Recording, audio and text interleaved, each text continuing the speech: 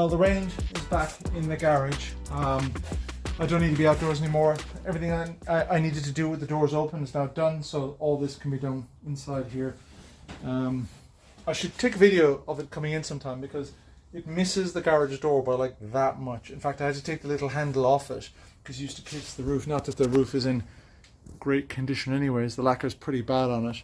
I mean, that's what this colour used to look like originally. It's just beautiful, but the lacquer is now quite brittle on it, so I might at some point, seeing how we get on with the car in the coming months, I might take it somewhere to have the paint sort of, I don't know, just re-lacquered or just tidy it up a little bit. It's in need of a bit of attention.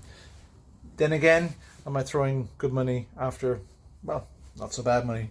I don't know, we'll see. It's a beautiful colour and it's a beautiful car and it deserves to be a little shinier than it is. Anyway, I digress. Car's in. I've taken back the adhesive off the windscreen surround. They say, all the tutorials I've seen say to leave a tiny bit left because it helps the new adhesive bond to the car, and they're right, you know, it's ever so slightly sticky, but you've got a limited window to do that in because if you leave it overnight, say, it'll start to harden and then you end up with a worse bond than you would if it was just plain metal. So I'm on a tight window. I have to get that done tonight, so one way or the other the window's going in. But before I can do that, I need to fix up all my wires. Fortunately, when I loosened the sun visor and the overhead console, gave me enough room to be able to get my fingers in and prise some of this wiring out, and so that's given me a little bit of wriggle room to be able to use these little connectors that I have that you just apply a heat gun to them and it melts the solder. So I've got a handful of wires to do. That won't take very long.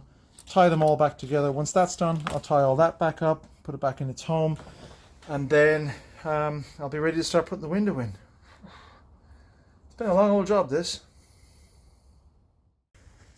So the adhesive kit I got is pretty serious. I mean, it's got primer that goes around all the spots where the previous adhesive has, in the process of taking the window off, has maybe pushed through and touched the bodywork. So they give you this primer to put on all around there to help the prevent it from rusting, but also help the next layer of adhesive to bond to. And then they also give you, where's the other thing, this, which is this just this cleaning agent, this glass prep.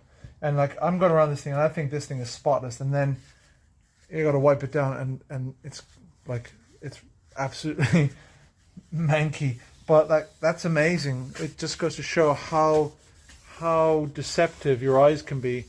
You think this something is absolutely spotless, and then you go around with the right equipment, the right material, and you give it another go and you realize actually it's rank. So I'm going to keep going over this. Like, even that, look, it looks like it's clean, and even then there's another layer of horribleness. And that is what lets, look at that. Even now I've just gone over it again and again and I'm still getting grime off it. It just goes to show how particular you have to be in these things, and how easy. Look at that. It looks spotless, and then I go over it and it's I'm going to give it another layer of this stuff. This stuff is amazing, whatever it is.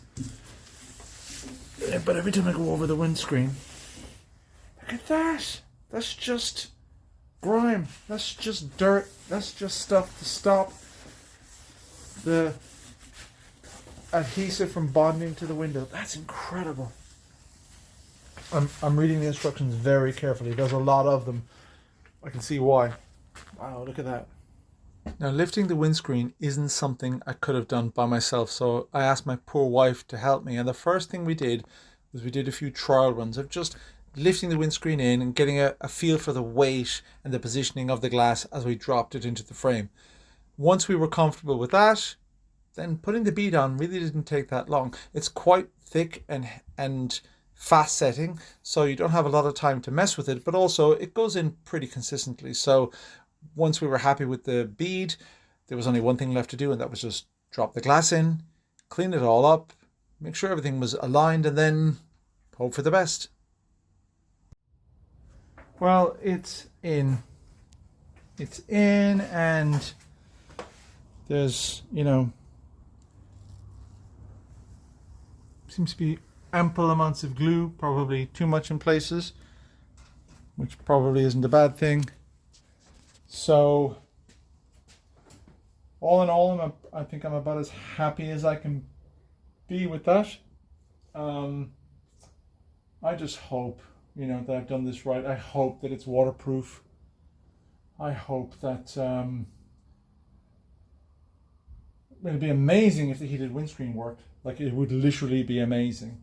I hope that my repair up here with all the wires has worked properly, and I hope whatever this little box is, even though it has a different part number to the one that's on the original screen, I hope it still works and that all the light sensory stuff works.